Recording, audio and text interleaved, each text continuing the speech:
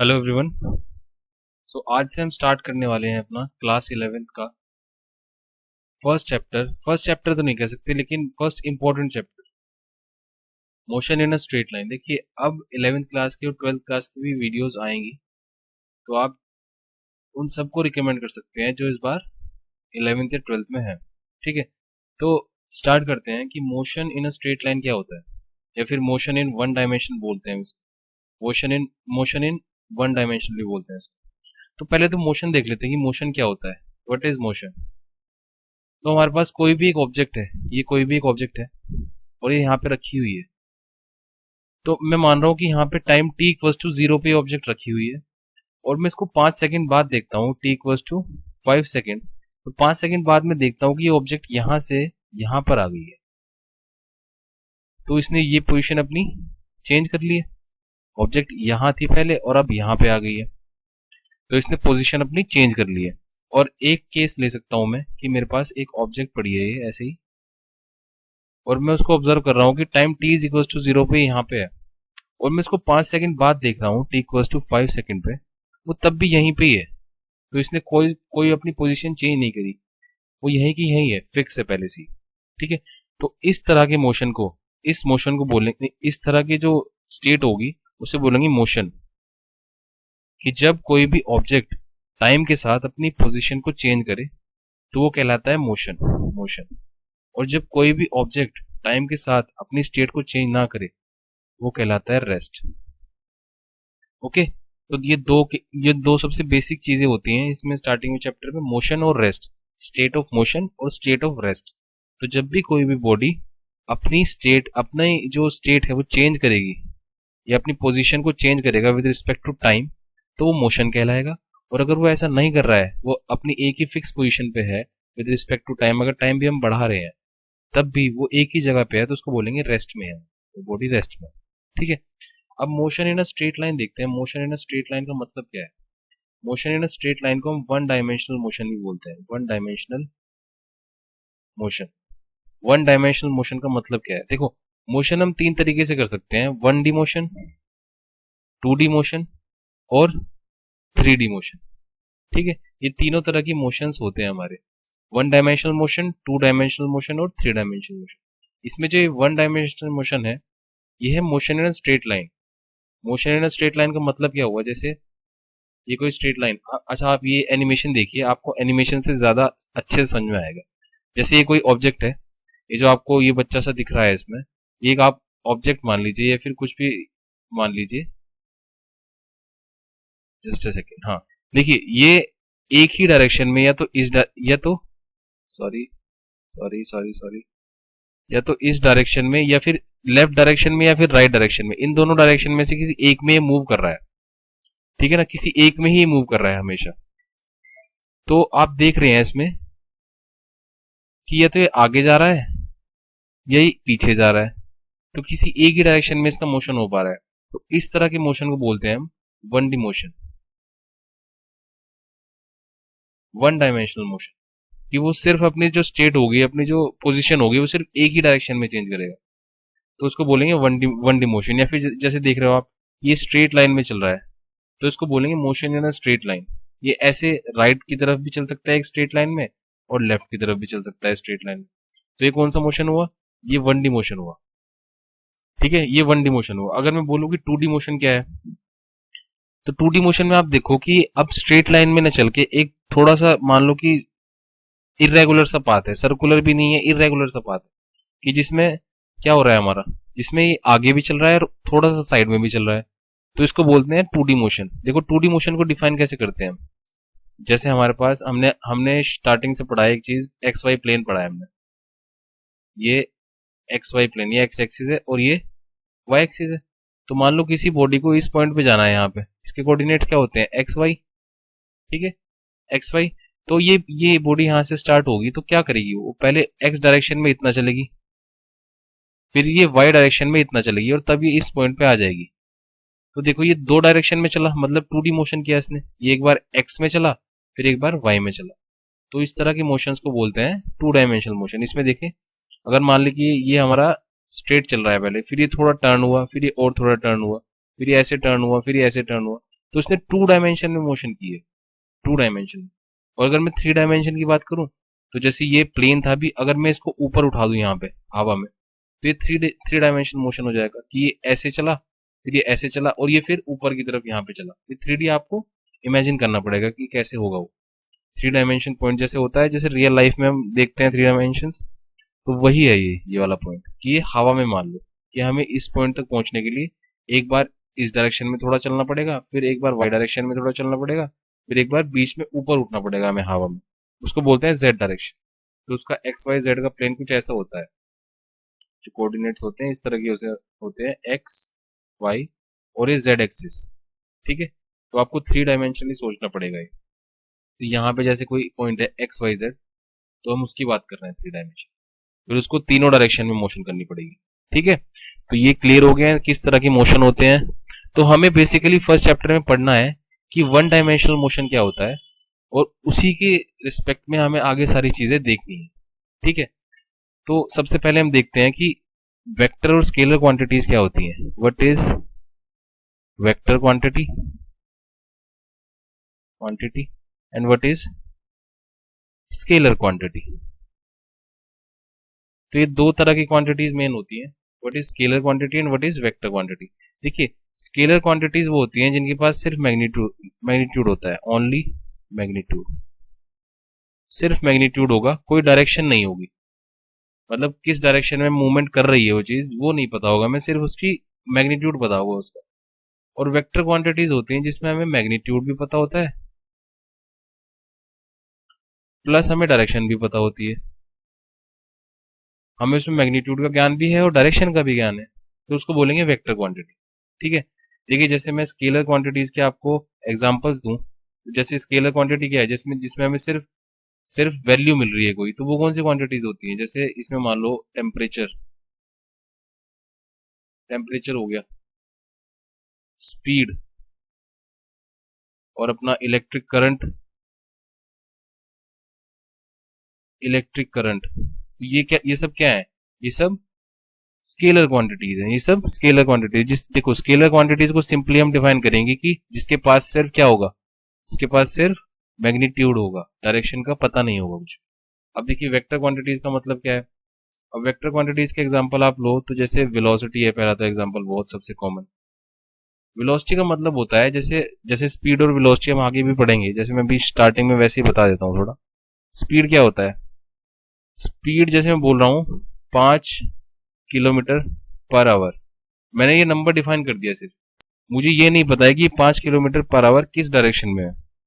और यहीं पे अगर मैं वेलोसिटी की बात करूं, यहीं पे अगर मैं वेलोसिटी की बात करूं, तो वेलोसिटी वाले केस में मुझे 5 किलोमीटर पर आवर तो मैं बोलूंगा, मैं ये भी बोलूंगा कि टुवर्ड्स लेफ्ट है या टुवर्ड्स राइट है, और राइट जहां भी मुझे जाना है, और राइट।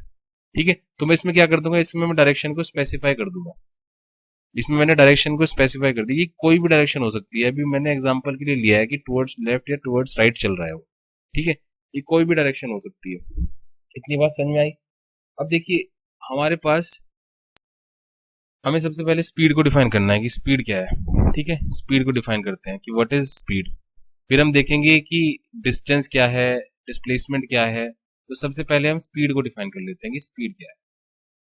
तो नहीं, सबसे पहले हम डिस्टेंस देखते हैं, डिस्टेंस क्या है। Distance, what is distance. ठीक है, मान लो हमारे पास एक पॉइंट है, ये ए पॉइंट है हमारे पास, और ये बी पॉइंट है हमारे पास। ठीक है, और हम इस ए से बी पॉइंट पे, अब देखिए डिस्टेंस इसमें अलग अलग हो सकता है। डिस्टेंस हमारा हो सकता है कि जो ए से पहले वो सी पे गया, और फिर वो सी से बी पे आया। ठीक है, तो डिस्टेंस क्या हुआ, A to C plus C to B. तो एक्चुअल पाथ जो ट्रेवल कर रहा है, actual path travelled by the body, actual path travelled by the body, वो पहले ए से सी पे गया और सी से बी पे गया। तो हमने क्या कहा कि actual path travelled by the body is distance. तो ए से बी पे जाने के लिए वो उसने ये वाला पाथ ट्रेवल किया, ए टू सी और सी टू बी। और जो ये डिस्टेंस होता है ये एक फिजिकल क्वांटिटी है, ठीक है। ये कैसी फिजिकल क्वांटिटी होती है? स्केलर फिजिकल क्वांटिटी होती है, स्केलर क्वांटिटी। ये एक स्केलर क्वांटिटी होती है, ठीक है। तो ये क्या है? Actual path covered by the object. और एक्चुअल पाथ हमें दिख रहा है कि ए टू सी जा रहा है पहले, फिर सी टू बी जा रहा है, ठीक है। अभी आप सोच रहे होंगे कि मैंने ये ए टू बी क्यों नहीं लिया, कि ए से बी भी तो जा सकता था ये डायरेक्ट। ये पागल है जो इतना घूम के जा रहा है, ठीक है। अब इसके लिए हम एक और टर्म को डिफाइन करते हैं, डिस्प्लेसमेंट। डिस्प्लेसमेंट, देखिए डिस्प्लेसमेंट क्या होता है? डिस्प्लेसमेंट को अगर हम सीधे से डिफाइन करें तो shortest distance, shortest distance covered by the object. अब देखिए शॉर्टेस्ट डिस्टेंस तो यहाँ पे ये है, ये ए टू बी, ठीक है। तो जब हम बात करेंगे डिस्प्लेसमेंट की, तो हम हमेशा बात करेंगे कि ऑब्जेक्ट शॉर्टेस्ट डिस्टेंस क्या कवर कर रहा है। यहाँ पे शॉर्टेस्ट डिस्टेंस ये ए टू बी, शॉर्टेस्ट डिस्टेंस तो यही है। तो ये वाला क्या केस हुआ? ये हम डिस्प्लेसमेंट के बारे में बात करते हैं इस केस। डिस्प्लेसमेंट मतलब शॉर्टेस्ट डिस्टेंस, शॉर्टेस्ट डिस्टेंस। जैसे हमारा केस एक और हो सकता था कि जैसे ये है हमारा ए बी सी डी। अगर मैं इसमें डिस्टेंस की बात करूं तो डिस्टेंस जो आएगा मेरा इस वाले केस में वो आएगा A to C plus C to D और फिर डी टू बी। ये मेरा डिस्टेंस आएगा इसमें। लेकिन मैं यहीं अगर डिस्प्लेसमेंट की बात करूं तो वो सीधा सीधा ए टू बी आ जाएगा, ए टू बी आ जाएगा डिस्प्लेसमेंट, ठीक है। तो डिस्प्लेसमेंट क्या है? शॉर्टेस्ट डिस्टेंस है, शॉर्टेस्ट डिस्टेंस। अब डिस्प्लेसमेंट एक वेक्टर क्वांटिटी है, ये हम ये याद रखिएगा। ये क्या है? एक वेक्टर क्वांटिटी है। डिस्टेंस क्या आती है? एक स्केलर क्वांटिटी। अब डिस्टेंस की यूनिट्स क्या होती हैं? जैसे ऐसा यूनिट को हम डिफाइन करते हैं, आपने यूनिट्स एंड मेजरमेंट में पढ़ लिया होगा, ठीक है। ऐसा यूनिट डिस्टेंस की क्या होती है? वो होती है मीटर। इसको स्मॉल एम से दिखाते हैं। इसकी भी मीटर ही होती है डिस्प्लेसमेंट, क्योंकि है तो ये भी लेंथ ही। तो लेंथ किस में दिखाते हैं? मीटर में दिखाते हैं, ऐसा ही सिस्टम। तो डिस्टेंस और डिस्प्लेसमेंट समझ आ गया है? बढ़िया है, ठीक है। दोनों में डिफ्रेंशिएट कर सकते हैं इजीली। अब देखिए डिस्टेंस और डिस्प्लेसमेंट की कुछ प्रॉपर्टीज देख लेते हैं कि क्या होती हैं प्रॉपर्टीज। देखिए डिस्टेंस जो होता है ना, वो हमेशा ही, डिस्टेंस के बारे में बात करें अगर, जो डिस्टेंस होगा वो हमेशा ही पॉजिटिव होगा या फिर जीरो होगा। इन दो के अलावा कुछ नहीं हो सकता है वो। या तो वो पॉजिटिव होगा या वो जीरो होगा, वो नेगेटिव नहीं हो सकता है। लेकिन डिस्प्लेसमेंट जो है, डिस्प्लेसमेंट डिस्प्लेसमेंट जो है वो पॉजिटिव भी हो सकता है, वो नेगेटिव भी हो सकता है और वो जीरो भी हो सकता है, ठीक है ना। वो पॉजिटिव भी हो सकता है, नेगेटिव भी हो सकता है और जीरो भी हो सकता है, कोई भी केस आ सकता है। तो डिस्टेंस की ये सबसे इंपॉर्टेंट प्रॉपर्टी याद रखिएगा हमेशा, और ये डिस्प्लेसमेंट के लिए, ठीक है। अब ये आगे समझ में। अब देखिए आप स्पीड और वेलोसिटी को डिफाइन करते हैं कि स्पीड और वेलोसिटी क्या होता है, ठीक है ना। स्पीड और वेलोसिटी, देखिए स्पीड क्या है? स्पीड आपने देखा होगा, आपने ऑब्जर्व किया होगा कि इतनी स्पीड से चल रहा था वो, इतनी तेजी से चल रहा था, तो वो तेजी ही स्पीड होती है। स्पीड क्या है? स्पीड, स्पीड को हम बोलते हैं rate of change of position, rate of change of position. इसका मतलब क्या है?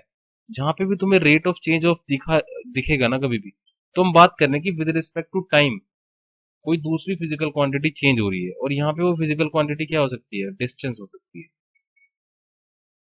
डिस्टेंस। यानी rate of change of distance is speed. या फिर हम बोलें इसको फॉर्मूला के उसमें, तो speed equals to distance upon time. तो speed is equals to distance upon time, ठीक है। तो वो कितना डिस्टेंस कितने टाइम में ट्रेवल कर रहा है, वही उसकी स्पीड होगी।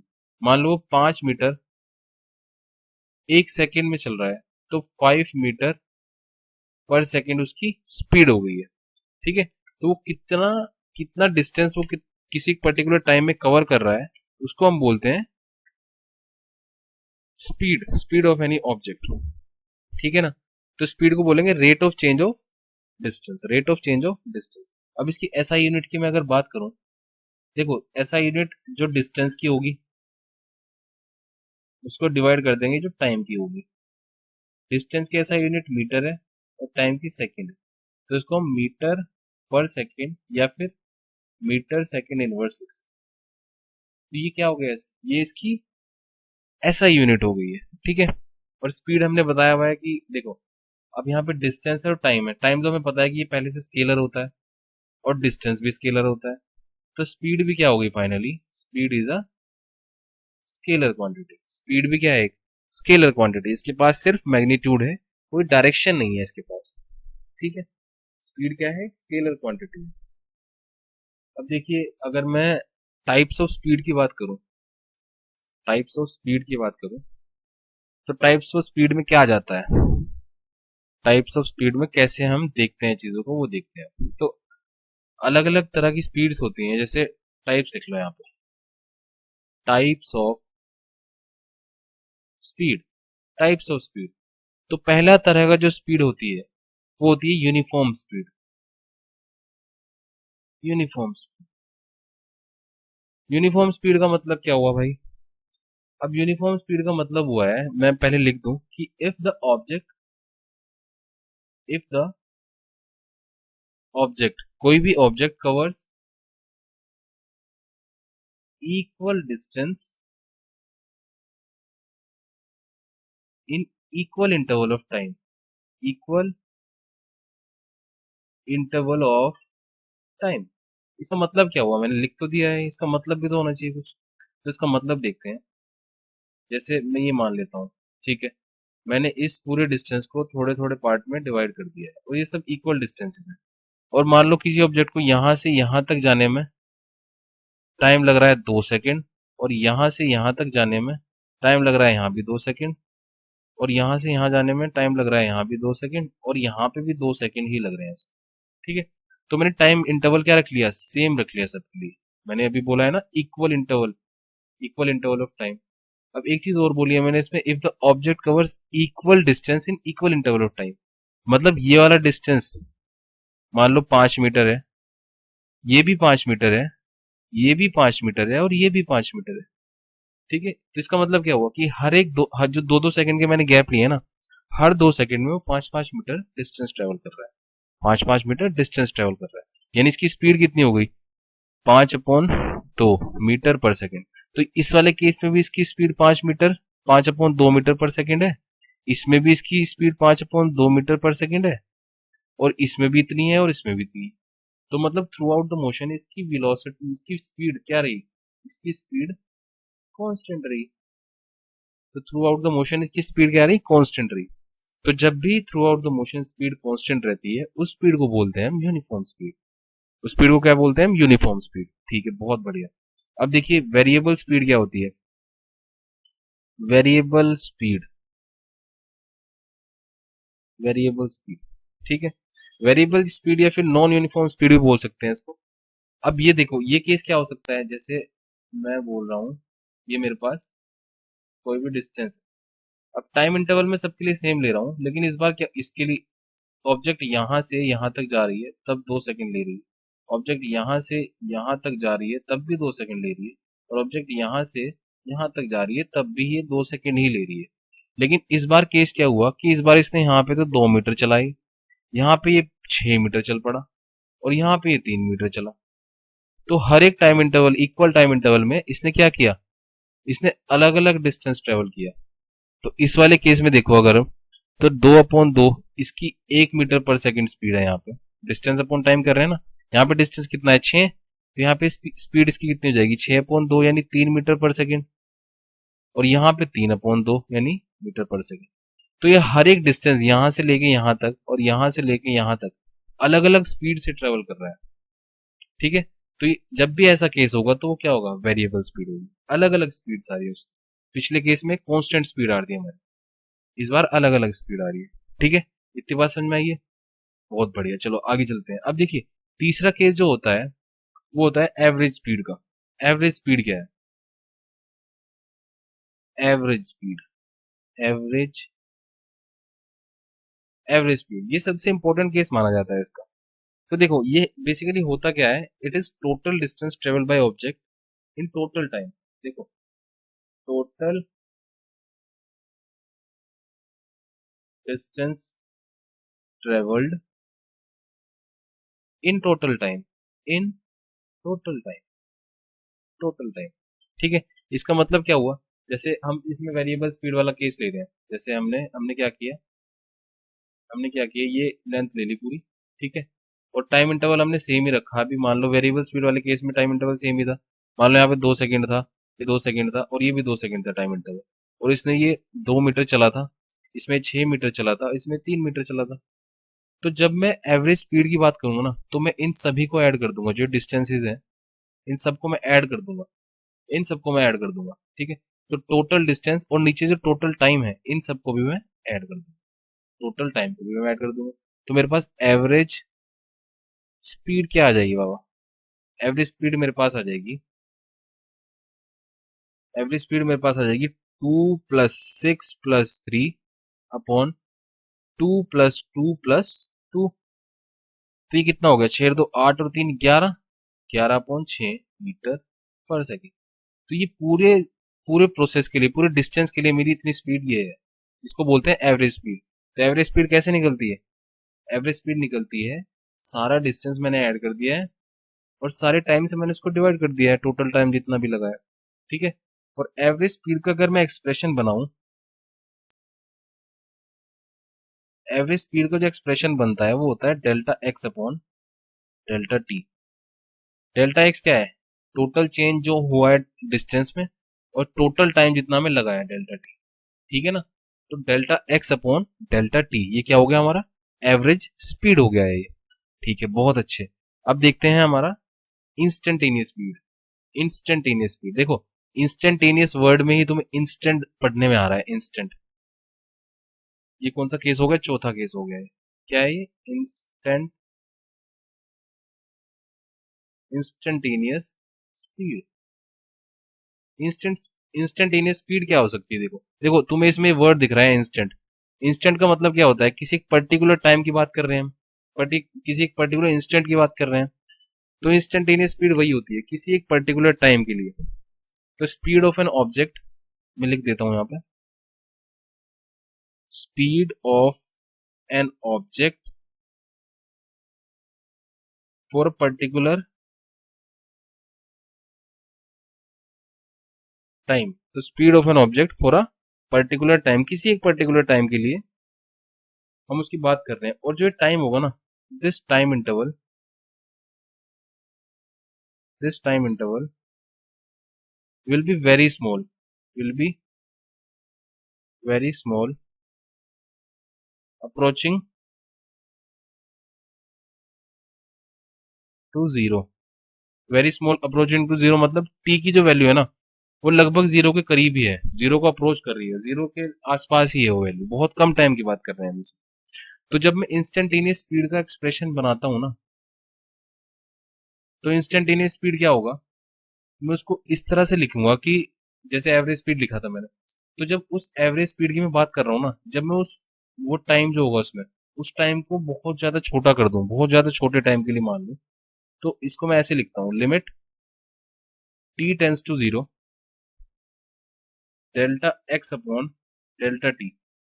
और इस चीज को मैं लिखता हूँ डी एक्स अपॉन टी। तो जहां भी तुम्हें इस तरह के एक्सप्रेशन दिखेंगे ना, D X upon D T या D Y by D T, तो हम देखेंगे जो डी एक्स है और डी टी है ये स्मॉल चेंजेस हैं। डी एक्स क्या है, स्मॉल चेंज है, small change, small change in distance.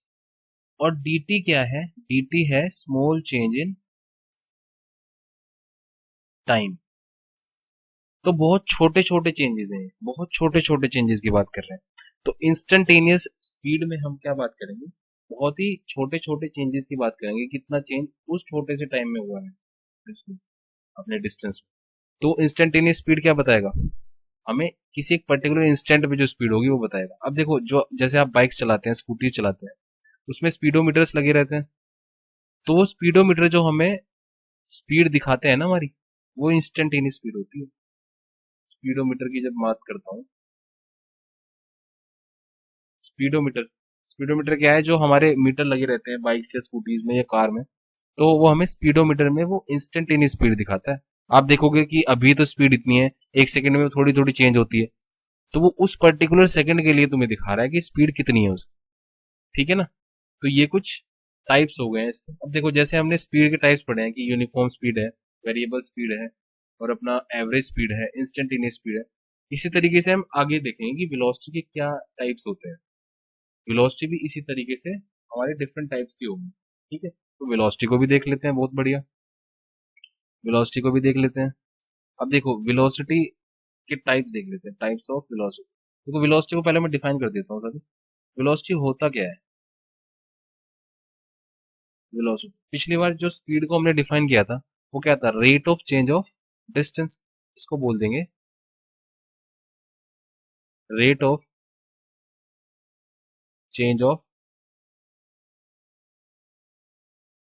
Displacement. देखो, वेलोसिटी और स्पीड में सिर्फ एक ही चीज का डिफरेंस है। स्पीड के पास डायरेक्शन नहीं है, वेलोसिटी के पास डायरेक्शन है। ठीक है, सिर्फ बेसिक डिफरेंस यही है। वेलोसिटी क्या है? स्केलर क्वांटिटी है, स्केलर क्वांटिटी है। ठीक है, तो जब मैं वेलोसिटी को लिखूंगा मैथमेटिकली, मैं लिखूंगा डिस्प्लेसमेंट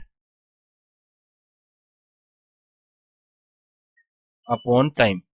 तो डिस्प्लेसमेंट, पहले मैंने स्पीड को क्या लिखा? Distance upon time. इसमें मैं लिखूंगा डिस्प्लेसमेंट अपॉन टाइम। सॉरी, ये स्केलर मैंने गलत लिखा है यहाँ पे। This is vector, sorry sorry. ठीक है, दिस इज वेक्टर क्वांटिटी, क्योंकि यहाँ पे डिस्प्लेसमेंट क्या है? एक वेक्टर क्वांटिटी है, और टाइम क्या है? एक स्केलर क्वांटिटी है। तो वेक्टर अपॉन स्केलर, तो स्केलर ही आएगा ना एक, नहीं सॉरी, वेक्टर ही आएगा एक। तो ये वेक्टर क्वांटिटी है।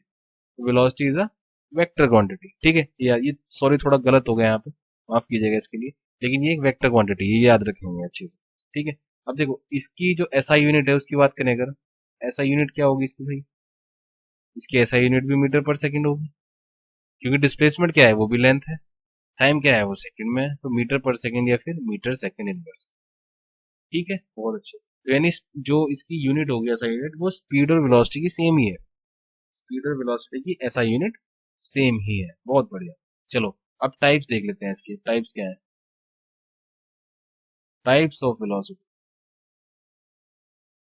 Types of velocity. ठीक है, टाइप्स ऑफ वेलोसिटी में देखते हैं हम। फर्स्ट टाइप देख लेते हैं यूनिफॉर्म वेलोसिटी का। जैसे उसमें हमने पढ़ा था ना अभी, यूनिफॉर्म स्पीड, इसमें यूनिफॉर्म वेलोसिटी का देख लेते हैं। जिस तरह से हमने पिछली बार स्पीड वाले केस में यूनिफॉर्म स्पीड को डिफाइन किया था, बस वही है, उतना ही उसी तरीके से डिफाइन होगा ये भी। If a body covers equal displacement in equal interval of time, वहां पे क्या था? इक्वल डिस्टेंस था, इसमें लिख लेते हैं if body covers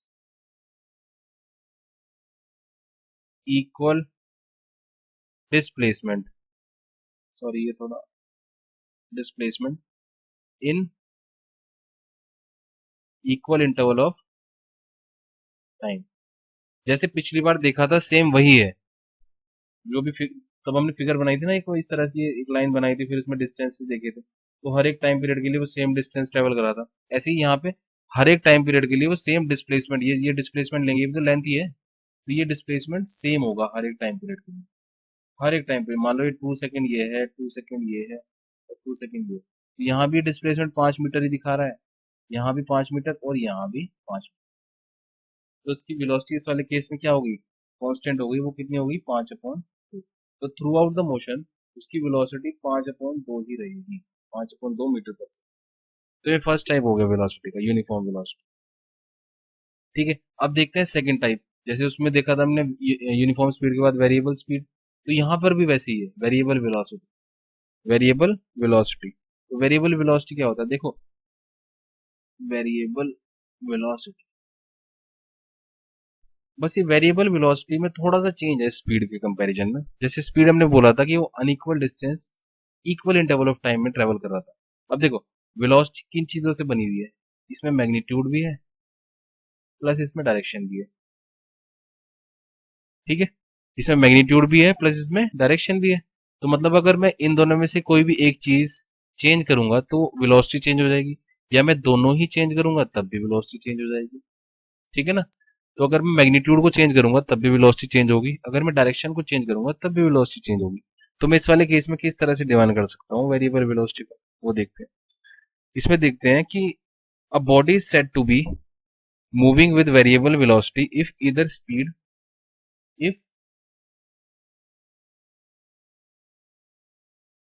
speed or direction or both changes।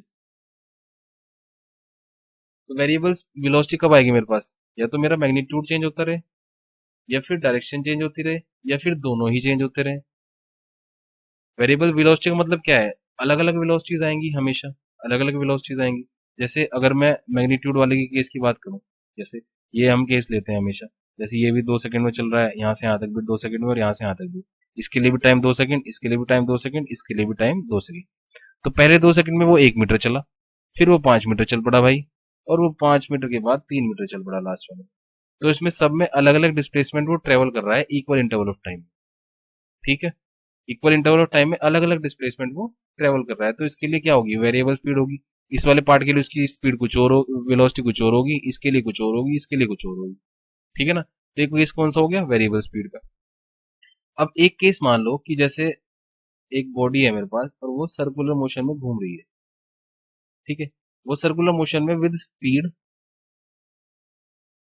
5 metre पर सेकंड घूम रही है, कॉन्स्टेंट स्पीड है उसकी। यहाँ पे उसकी स्पीड 5 मीटर पर सेकंड है, यहाँ भी उसकी स्पीड 5 मीटर पर सेकंड है, यहाँ भी उसकी स्पीड 5 मीटर पर सेकंड है, और यहाँ भी।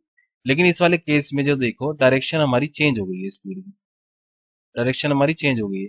और हमने कहा है कि या तो डायरेक्शन में चेंज हो जाए, या हमारा मैग्नीट्यूड में चेंज हो जाए, या दोनों में चेंज हो जाए। यहाँ पे डायरेक्शन चेंज हो गई, ये इधर हो गया, ये इधर हो गया, और ये इधर हो गया। तो डायरेक्शन में चेंज होगा ना, ये भी वेरिएबल वेलोसिटी का केस है, ये भी केस वेरिएबल वेलोसिटी का ही है। ठीक है, भले ही इसमें हमारी स्पीड कांस्टेंट रही हो, उससे कोई दिक्कत नहीं है हमें, लेकिन हमारी डायरेक्शन भी कांस्टेंट रहनी चाहिए, डायरेक्शन भी सेम रहनी चाहिए, तभी हमारा काम चल पाएगा। तो ये होगी वेरिएबल स्पीड। ठीक है, बहुत बढ़िया। नेक्स्ट केस देखते हैं। नेक्स्ट केस है हमारा, जैसे हमने एवरेज स्पीड पढ़ा था, ऐसे अब एवरेज वेलोसिटी पढ़ लेते हैं भाई। एवरेज वेलोसिटी, ये तीसरा केस हो गया एवरेज वेलोसिटी। अब एवरेज वेलोसिटी जैसे हमने उसमें डिफाइन किया था ना स्पीड के लिए, कि टोटल जो हमारा डिस्टेंस था और टोटल टाइम से हमने उसको डिवाइड कर दिया था, वही सेम यहाँ पे होगा, कि टोटल डिस्प्लेसमेंट जितना भी होगा, total displacement in total time. तो मैं अगर एवरेज वेलोसिटी को डिफाइन करूं मैथमेटिकली, तो ऊपर आएगा टोटल डिस्प्लेसमेंट, और नीचे आएगा टोटल टाइम जितना भी लग रहा है। ठीक है, तो इसको इस तरह से बोल सकते हैं कि टोटल डिस्प्लेसमेंट मान लो x2 - x1 है, और ये t2 - t1 है।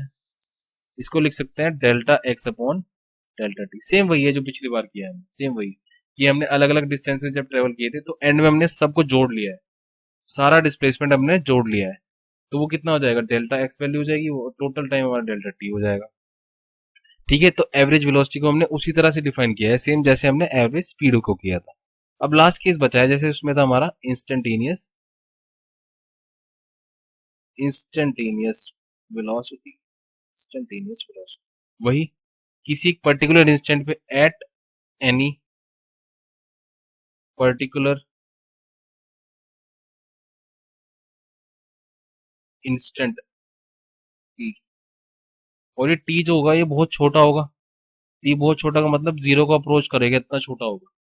ठीक है, तो इसको मैथमेटिकली मैंने पहले भी बताया था कैसे लिखते हैं। इसको लिखेंगे इस तरह से, लिमिट टी जो है वो जीरो की तरफ बढ़ रहा है, और उसको बोलेंगे delta x upon delta T.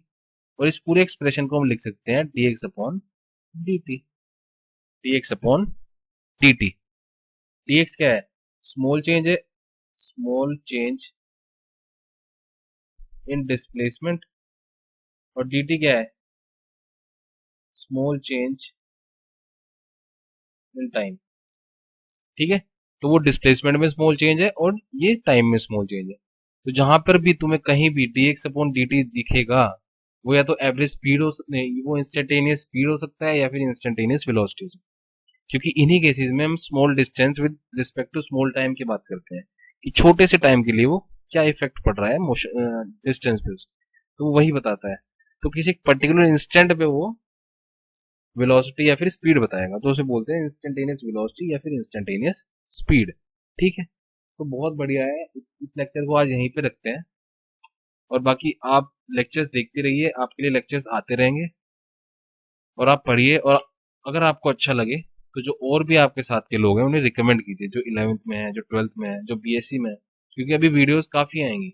अभी ये चैनल स्टार्ट ही हुआ है, तो मैं काफ़ी वीडियोस डालने की कोशिश करूंगा जो आपके सिलेबस से रिलेटेड होंगी और आपको बेनिफिट करेंगी। ठीक है, थैंक यू सो मच, और अपना ख्याल रखिए। Take care, bye bye.